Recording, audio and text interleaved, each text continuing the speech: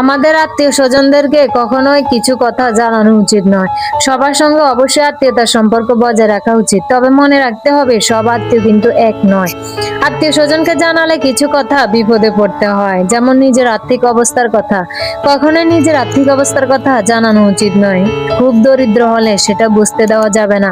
তারা যদি একবার বুঝতে পারে যে আপনার কাছে টাকা পয়সা কম, তাহলে অনেক সময় তারা ছোট করে কথা বলবে কিংবা কষ্ট দিবে, বিভিন্ন জায়গায় গুরুত্ব কমিয়ে দিবে, আপনার মূল্যায়ন কমিয়ে দিবে। আবার অনেক বেশি যদি অর্থ থাকে তাহলে সেটাও খুব বেশি শো অফ করা উচিত নয়। অনেকেই আছে নিজের সমৃদ্ধ অবস্থা দেখে হিংসা করতে পারে এবং সেই হিংসা থেকে বিভিন্ন ক্ষতির মুখে ফেলতে পারে। স্বামী স্ত্রীর কিছু পারিবারিক কথা, কখনো নিজেদের মধ্যে গোপন কথা বাইরে বলা উচিত নয়। অনেক সময় মন হালকা করার জন্য আমরা পরিবারের কাছে বিভিন্ন সময় স্বামীর কিংবা স্ত্রীর অনেক গোপন কথাগুলো বলে ফেলে।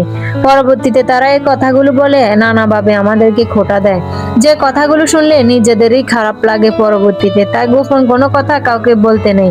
নিজের পরিকল্পনার কথা কখনোই আত্মীয় স্বজনকে বলা উচিত নয়।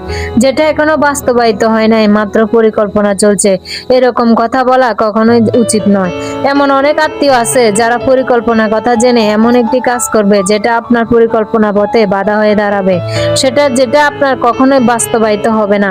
নিজের কোনো দুর্বলতার কথা কখনোই বলা উচিত নয়, কারণ কিছুদিন পর দেখা যাবে সেই দুর্বলতার কথাগুলো জনে জনে জেনে গেছে, জানার পর আপনাকে হেনস্থা করতেছে, আপনাকে বিপর্যস্ত করতেছে। তাই নিজের কোনো কথা, পারিবারিক কথা বা গোপনীয় কোনো কথা কখনোই আত্মীয় স্বজন বলেন, পাড়া প্রতিবেশী বলেন, বাহিরের লোককে কখনোই জানানো উচিত নয়। নিজের গুলা নিজেই মেনটেন করা উচিত।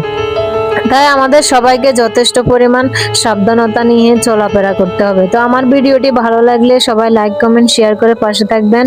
অসংখ্য ধন্যবাদ।